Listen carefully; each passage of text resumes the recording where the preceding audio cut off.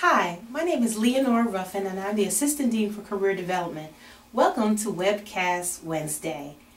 This is the 5th installment in our series where we've been trying to give you a head start on how to start your job search process and also a heads up on the fall OCI process. This week we're going to change gears just a little bit to talk about networking. Now I know the mere mention of the word networking can strike fear in the hearts of many and intimidate others. So instead we're going to talk not so much about the word networking, but the process of building a network. Before we start, the first thing I want to do is do a mindset check. Are you sitting there thinking that you can't network because you don't know anyone? Well, stop thinking that. What I want you to do is think of networking like building relationships over time, like you would a spider web. When you think about it that way, it hopefully will be a little less intimidating. Now here's the good news. Every one of you, no matter how many contacts you have experienced networking. You do it every day of the week. You ask others for help. You want to gain little pieces of information. And lots of times you do that by reaching out to strangers, people you don't know. Networking is just going to build on those same skills.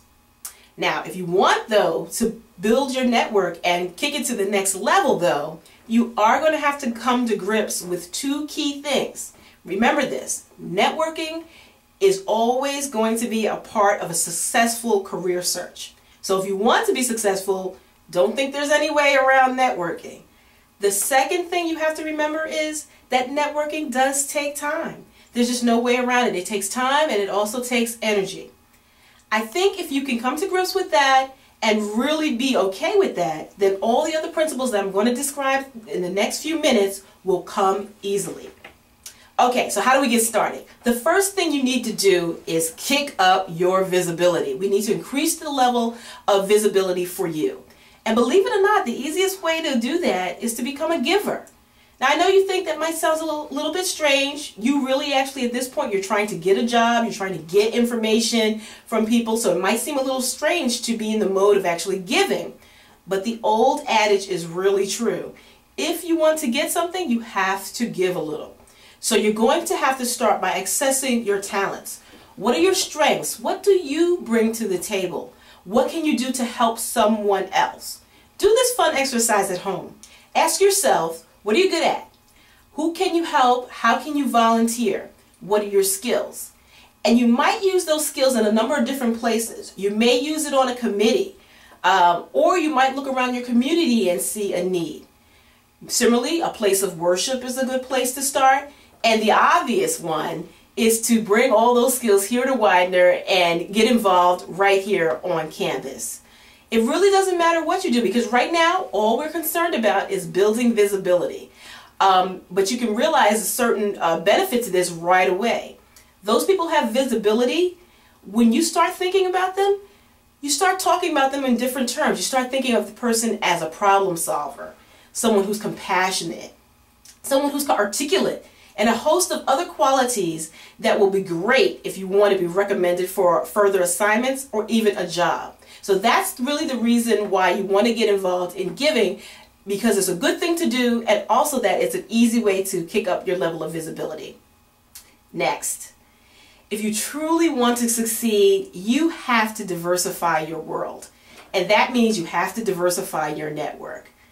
I have found that the real problem isn't that people don't know lots and lots of people. They have lots of social contacts and friends. But what I find is that everybody they know knows the same people. So what happens is that right away you find that your network's reach is very limited. It can only take you as far as the contacts of those in your inner circle. And so what you need to do is figure out how you can expand the diversity in your network in very easy ways.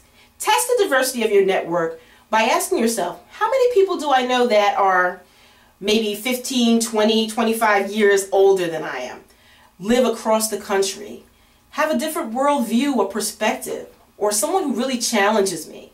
If you find yourself having a hard time completing that exercise, you know it's time to diversify your network. And here's a few quick action steps for doing that.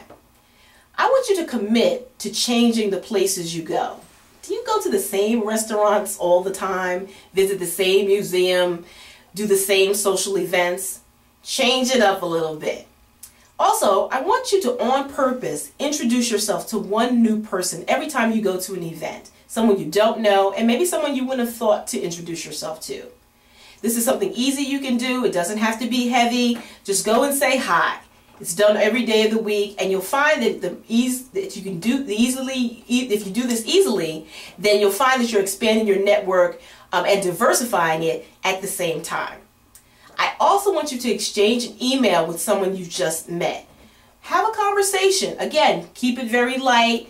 At this point, all we're talking about is diversifying your network. And then lastly, I want you to contact people who you do know, and literally I want you to ask them for referrals. So I'm talking about family, I'm talking about friends, career development office, faculty, other professionals you know, the dentist, the restaurant manager. I don't care where you find them. It's likely that that person knows at least one attorney who they would be willing to recommend to you. When you get the name, you're going to do something that you may not have tried before, but it can be very successful in building your network. And that is, you're going to ask for an informational interview. What is that? That is simply an informal interview where you're just seeking to gain information about the current industry, maybe some hiring trends. You want to learn a little bit about the practice area. And if you do this effectively, it can help you build a network, because even if that person doesn't have a job for you, and they're likely not to, they can introduce you to one other person who just might. So pick one or all of these strategies for diversifying your network, because really what I want you to do is build confidence in speaking to other people. Confidence, remember that word. You're going to need it for the next few principles I'm going to go over. Okay, so here it is. You diversify your network. You have understand that it's going to take time and energy, but now what you really have to start to do is say it loud. And what do I mean by saying it loud? The sad truth is, people will not know how great you are unless you tell them. Or at least you have to have other people helping you out in telling them how great you are. So you have to get in the habit of kind of advertising your accomplishment and telling people what you can do. And this can be very difficult for people, because people think, well, shouldn't my reputation speak for itself? That statement is only partially true. Yes, a good reputation is something that you want to have, but unless you are famous, stellar though you may be, your reputation will probably not have the reach that it needs to have to help you find a job. So you're going to have to help it out a little bit. Start with some shortcuts like using social networking. Now, we all know about the dangers of social networking, but done well, social networking, particularly with sites like LinkedIn, can really help you expand your professional image.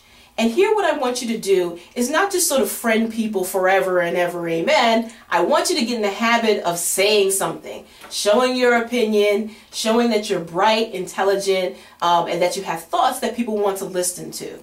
So talk about that event that you just attended. Talk about a new concept that you just learned. Ask a question, start a discussion. In no time flat, people are going to say, hey, that's a person that's really engaged in her career. And you know what? She's someone I want to watch. If you're still having a hard time finding your voice, find a sponsor or a champion. And what I mean by this is someone who's really going to put your good news on blast, and who does it very easily and has no problems doing it. Where do you find those people? The easiest place is your list of recommenders. Hopefully you've been cultivating this list all year long. You've been telling them about all your good news. You've been sharing your accomplishments. And you've been giving them the heads up when your goals have changed. They are in the prime positions then to help you sell all the great attributes that you bring to the table. If your reference list is a little thin or dated, which can happen very easily, you're going to have to look to those around you to see who can help. Check out who's the person who always seems to attract others to her. You know, she's easy to talk to. She flows from one conversation to the next. If you approach this person, it's likely that she won't reject you. After all, she's already learned the first principle of giving. So she'll likely help you out with meeting new people. Remember, if she does this, circle back around and say thank you. It's always good to keep your network happy and feeling well appreciated. Okay, So the next thing you have to have is an openness and flexibility. Remember, a potential mentor or contact doesn't always come in one size or one shape. They can appear out of nowhere and when you least expect it. So you want to get in the habit of thinking about how you might be open and flexible about where you can build your network. If you come to this whole process saying, I only want a job in X city at X time, and you're only able to look at 2 options, say for example, then you're going to really cut off the possibility that that third option is the perfect one for you, and you don't want to do that. Also, you need to learn how to listen and to probe. What do I mean by that?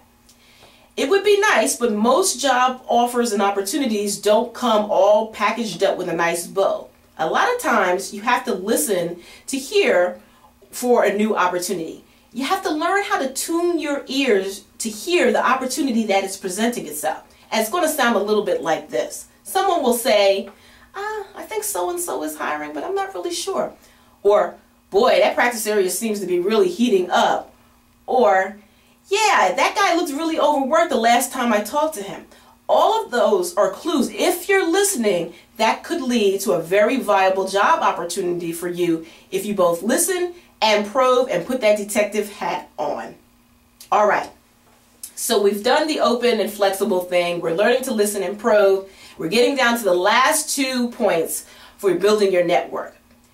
Self-disclosure is probably one of the key areas that is very overlooked in building a network. Now, self-disclosure is a little bit different from saying it loud. Saying it loud is about talking about your accomplishments. Self-disclosure is about you being a little bit more vulnerable, talking about a little bit more about your personality, what you need, what you're struggling with, what you want, your desires, your dreams. Putting a little bit of yourself out on the table so that someone can actually reach out and help you. That's very important. A lot of people don't do that, and very willing mentors and coaches sit by on the sidelines unused because they simply don't know what you want. So you have to get in the habit of saying what you want and self-disclosing just a little bit. And lastly, I've left for last the concept of introducing yourself to strangers in the context of a social or professional networking event, otherwise known as working the room. This is an important context to learn, but it's not by any means the most important one to get under your belt. That said, when you do it, you have to be prepared, so we're going to go over a few steps. The first thing you have to do when you're going to that event is be focused. You have to have an agenda for what you want to do. So it could be anything as simple as, for this event, I want to collect 5 business cards from someone I don't know. Or I want to learn a little bit more about a practice area. You have to start off with a plan like this, because if you don't have a plan, you won't have achieved anything by the end of the night, and you'll just go away with that sinking feeling that you've wasted your time. Another thing you need to do when you go to one of these events is plan to arrive early. You want to be able to scope out the guest list. Look at the name tags of the people that are planned to be in attendance. You also want to find out who's the host of the event and possibly introduce yourself to her.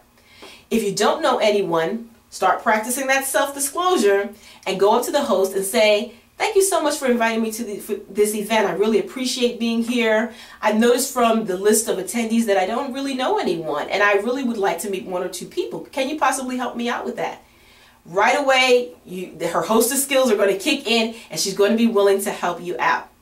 When you do meet someone and you're trying to break the ice, you're going to be trying to look for commonalities. So maybe it's that you're attending this same event and you have a common area of an interest in that.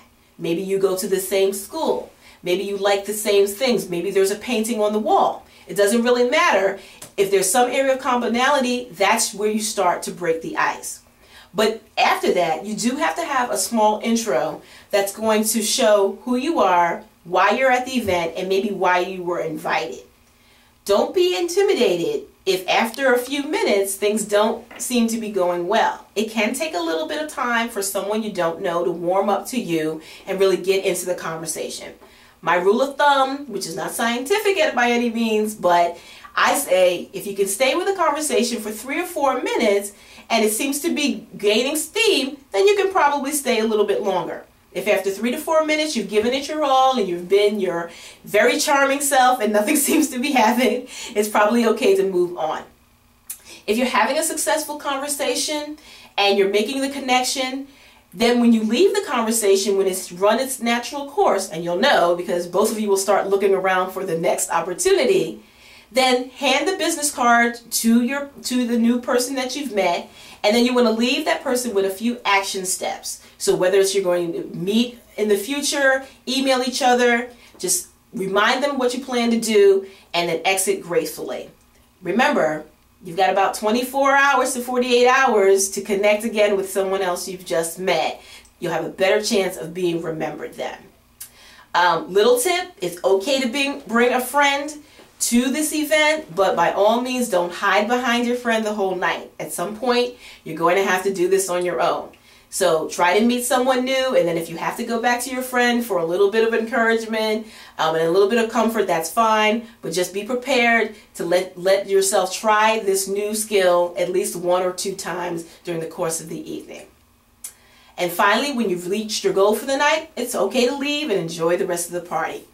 Okay, so I've given you some tips on how to build a solid network. What I want you to do is just try to incorporate 1 or 2 of these skills, and then when you've mastered them, then slowly incorporate more of these skills into your profile, and in no time flat you'll find yourself building a successful network. It's going to take time to do, so what I want you to practice doing is if you have an hour to work on your job search, you want to spend at least half of that time working on networking. After all, statistically speaking, it is the most effective way to find a job, so it just makes perfect sense for you to practice this as much as you can. Remember to use the Career Development Office to help you. We're here to help you build your network, and we're happy to help you develop these skills. So what I want you to do now is to stay tuned for our next Webcast Wednesday video, where we're going to be talking about the art of interviewing and helping you prepare to ace that interview. Have a great day and have a wonderful summer. Thank you.